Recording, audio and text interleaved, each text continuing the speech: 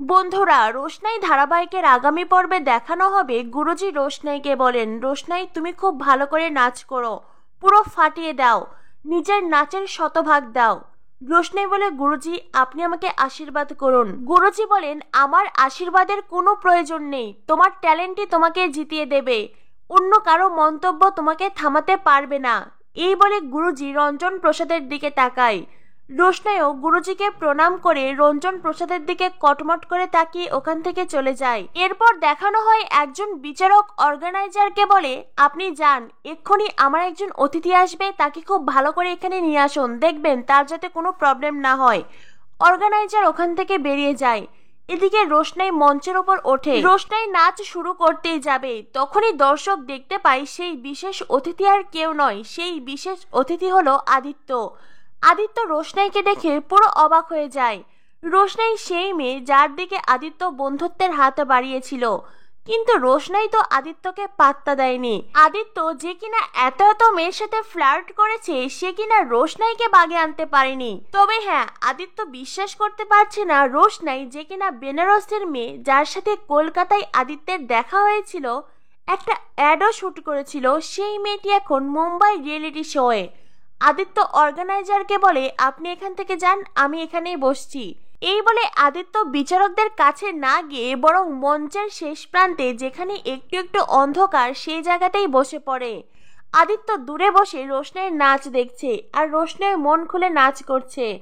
গুরুজি তো ভীষণ এক্সাইটেড, কিন্তু রোশনাই নাচের মধ্যেই বুঝতে পারে তার জামার ফিতে খুলে যাচ্ছে। একে একে পরপর জামার সব ফিতে খুলে যায়। রোশনাইয়ের নাচের মধ্যে এমন অস্বস্তিকর অবস্থা হবে, এটা রোশনাই কল্পনাও করতে পারেনি। রোশনাই এক হাত দিয়ে জামা ধরে আর অন্য হাতে দিয়ে নাচের বিভিন্ন মুদ্রা ট্রাই করে, কিন্তু গুরুজি বুঝতে পারছেন রোশনাই ঠিকঠাক মন খুলে নাচ করতে পারছে না। আদিত্য কাপুরও মনে মনে বেশ চিন্তায় পড়ে গেছে, রোশনাই কি কোনো সমস্যা হলো নাকি, রোশনাই এইভাবে নাচ করছে কেন। অন্যদিকে রঞ্জন প্রসাদ গুরুজির অন্যান্য ছাত্রছাত্রীর দিকে তাকিয়ে মিটমিট করে হাসতে থাকে। আসলে গুরুজির শয়তানিতেই এই সব কিছু হয়েছে। রঞ্জন প্রসাদ মনে মনে ভাবে, এই রাউন্ডের পরে তুমি আর কোনো রাউন্ডেই যেতে পারবে না, থাকতো ফাইনাল রাউন্ডে যাওয়া, এর পরবর্তী রাউন্ডেই তোমাকে কেউ টিকিয়ে রাখতে পারবে না রোশনাই। রঞ্জন প্রসাদ মনে মনে খুব খুশি। অন্যদিকে রোশনাইয়ের গুরুজি রোশনাইকে নিয়ে প্রচন্ড চিন্তিত। এরপরেই রোশনাইয়ের নাচ শেষ হয়। বিচারকগণ রোশনাইয়ের দিকেই আঙ্গুল তোলে। রুদ্রপ্রতাপ যেভাবে রোশনাইয়ের প্রশংসা করেছে, রোশনাইয়ের নাচের মধ্যে তেমন স্পেশাল কিছুই দেখা যায়নি। বিচারক রোশনাইকে বলেন, আচ্ছা তোমার কি হয়েছে, কোনো প্রবলেম? রোশনাই বলে, নো ম্যাম, কোনো প্রবলেম নেই। বিচারক বলেন, তাহলে তুমি এইভাবে কেন নাচ করলে? প্রথম দিকে তোমার নাচ খুবই ভালো ছিল, কিন্তু শেষে গিয়ে কেমন যেন তালছাড়া হয়ে গেছে। আরেকজন বিচারক বলেন, রুদ্রপ্রতাপ যেভাবে তোমার প্রশংসা করেছেন, আমি তোমার নাচের মাঝে তেমন কোনো কিছুই খুঁজে পাইনি, মানে কোনো স্পেশাল কিছুই পাইনি। মুম্বাই শহরে ট্যালেন্টের অভাব নেই, আর সেই সকল ট্যালেন্টের ভিড়ে তোমাকে আমার স্পেশাল কিছুই মনে হয়নি। তোমার চাইতে ভালো কাউকে, ভালো কোনো নৃত্যশিল্পীকে আমি মঞ্চে দাঁড় করিয়ে দিতেই পারি। কথাটা রোশনের গুরুজির জন্য খুবই অপমানের। আজ রোশনের কারণেই তার গুরুজির এত অপমান হচ্ছে। রোশনাই এটা কিছুতেই মেনে নিতে পারছে না। রোশনাই ভেতরে ভেতরে প্রচন্ড কষ্ট পাচ্ছে। অন্যদিকে আরেকজন বিচারক বলেন, রোশনের নাচ এতটাও খারাপ হয়নি, তাই এইভাবে তাকে ইনসাল্ট করার কিছুই নেই। আরেকজন বিচারক বলেন, আমি জানি না তুমি শেষ অবধি যাবে কিনা, তবে হ্যাঁ, তোমার জন্য অনেক অনেক শুভকামনা। এই বলে বিচারক তার কথা শেষ করেন। অন্যদিকে রোশনাইও মঞ্চ থেকে নেমে যায়, কিন্তু রুদ্রপ্রতাপ রঞ্জন প্রসাদের দিকে তাকায়। রুদ্রপ্রতাপ বেশ ভালোভাবেই বুঝতে পারছে এই সব কিছুর পেছনে কোনোভাবে রঞ্জন প্রসাদের হাত আছে, কিন্তু রোশনাই কেন এমন করে নাচ করলো, রোশনের আসল প্রবলেমটা কোথায়, এটা তো রুদ্রপ্রতাপকে জানতেই হবে। সেই জন্যই রোশনাইয়ের স্টেজ থেকে নামার সাথে সাথেই রুদ্রপ্রতাপ রোশনের কাছে ছুটে আসে। অন্যদিকে আদিত্য মনে মনে ভাবতে থাকে, রোশনাই তো খুব ভালো নাচ করে, তাহলে আজ রোশনের কি হলো। অন্যদিকে রুদ্রপ্রতাপের হেরে যাওয়া মুখ দেখে রঞ্জন প্রসাদ তো মনে মনে দারুণ খুশি। রঞ্জন প্রসাদ মিটমিট করে হাসতে থাকে। রুদ্রপ্রতাপ রোশনের কাছে এসে বলে, রোশনাই তোমার কি হয়েছে? তোমার যদি কোনো সমস্যা হয়েও থাকে, তুমি বিচারকদের সামনে সেটা কেন বললে না? রোশনাই কান্না জড়িত কণ্ঠে বলে, গুরুজি আমি শুধু এখন পোশাক চেঞ্জ করতে চাই।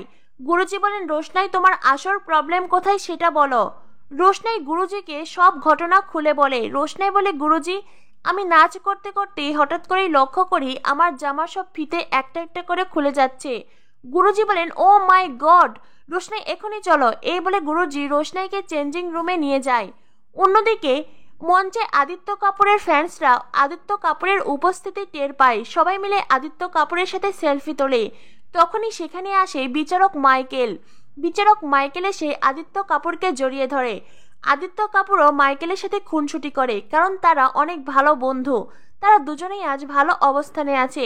মাইকেল আদিত্য কাপুরকে বলে, এই শোয়ে তোর জন্য একটা অফার আছে।